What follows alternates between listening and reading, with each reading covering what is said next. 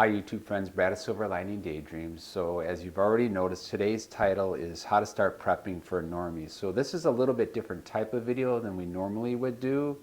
So let me just share with you from my heart a little bit. So I just started to feel this little tug, that little inner voice saying, you know, our own government is telling us to prepare for significant food shortages. Not that they're right about it. Maybe we ought to just take them at their word.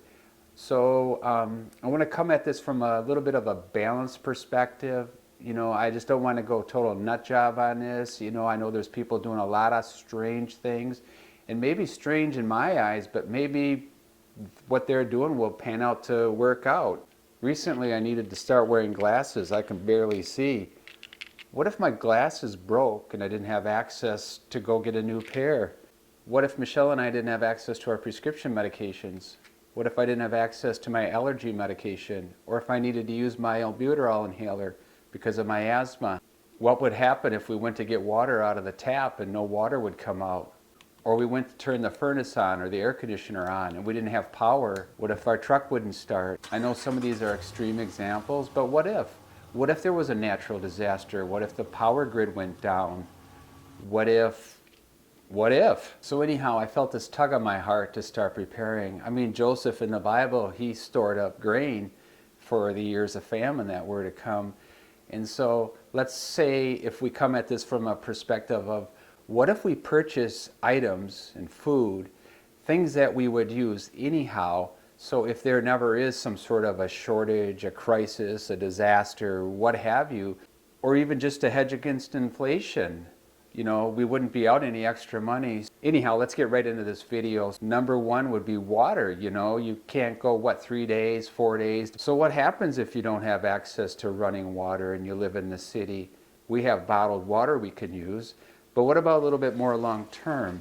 We recently purchased a Berkey, and I know that's quite an investment, but we're going to be RVing down the road here. If you've been following us on our channel, Silver Lining Daydreams, you know that we just renovated our RV. So that Berkey can be used in our RV, and over time we're going to actually save water. It's going to cost less than buying bottled water. We have a pool, you know, so what happens if you can't run the pool pump? Well, obviously the pool is going to get pretty slimy, but we could strain, even a clean t-shirt, we can strain water and put that into the Berkey, and that would be our source of drinking water. Food, some say you can go 2 weeks, 3 weeks. We want to have an extra 3 months worth of food.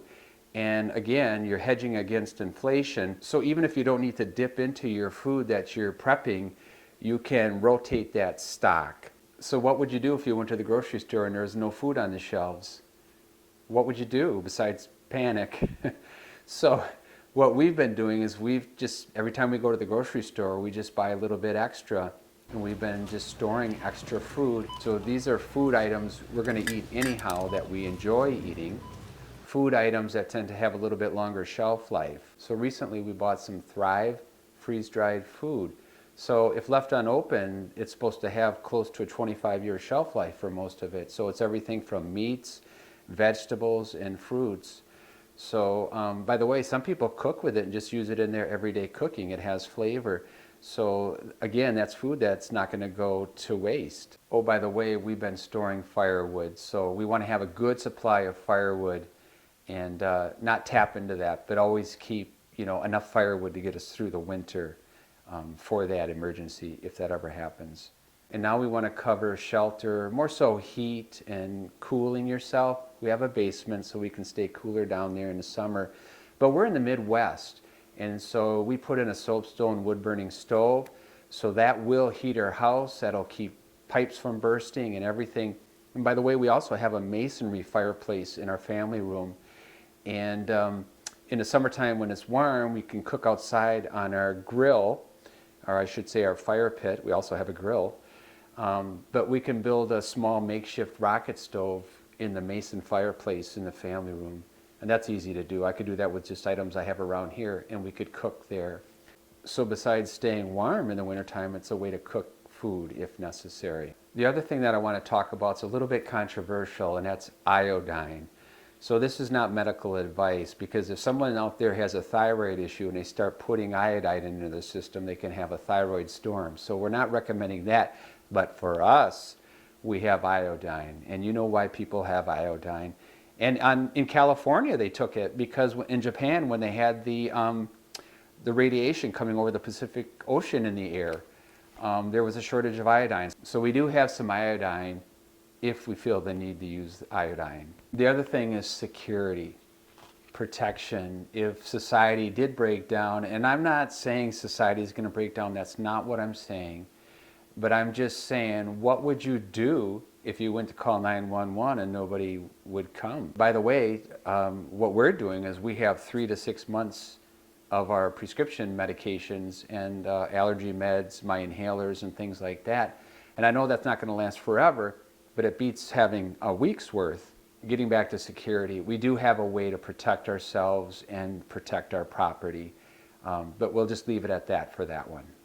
You go to turn the lights on at night, they won't turn on. You don't have a full moon, it's very dark. What do? Well, we have some flashlights and lanterns, and we have batteries.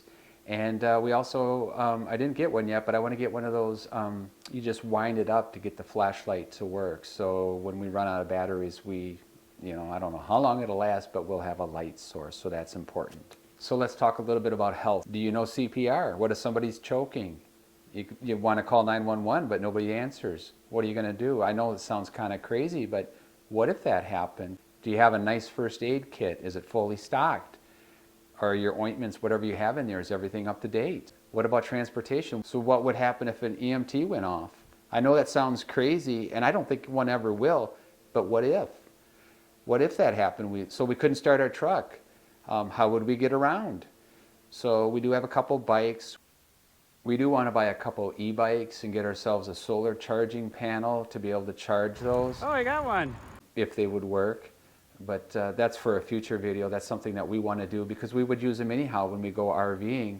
We're going to hook them up to the RV, and we're getting older, so it's nice to have a little bit of assisted pedaling.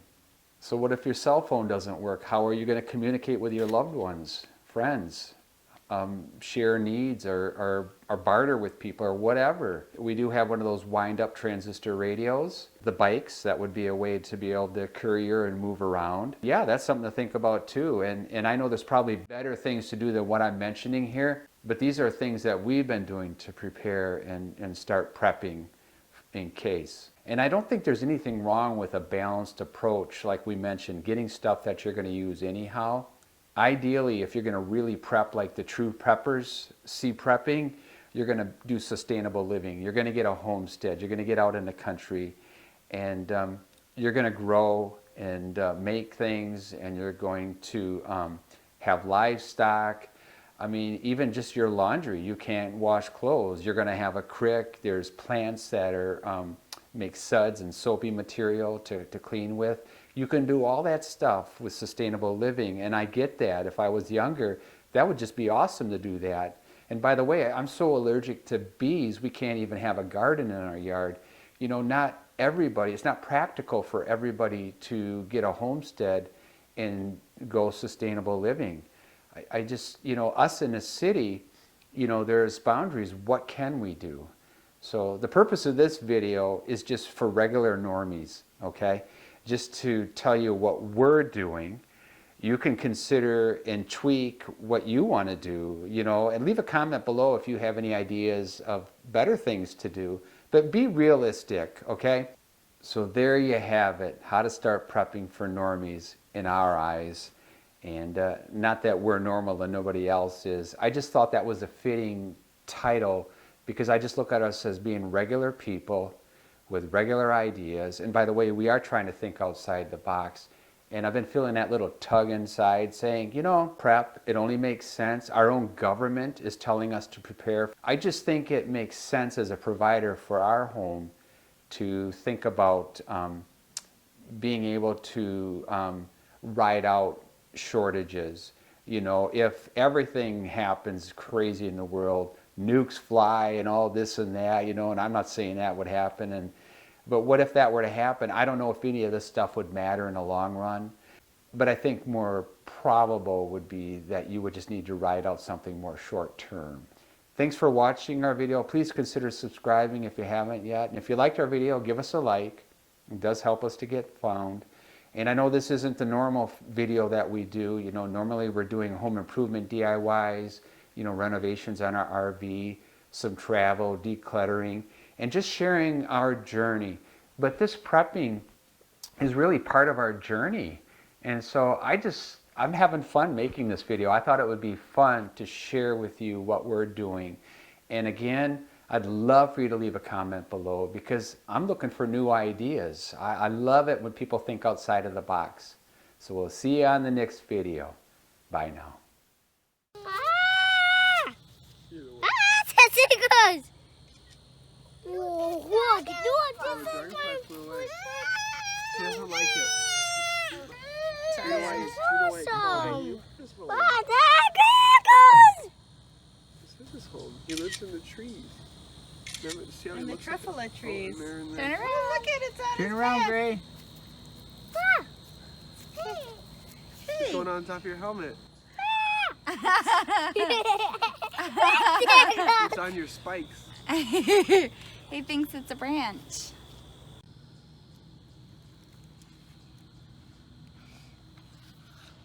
Grayson, can you bring him back over here when Opa's done? Ask Opa. That's fine. He's really big. We should put him on the tree.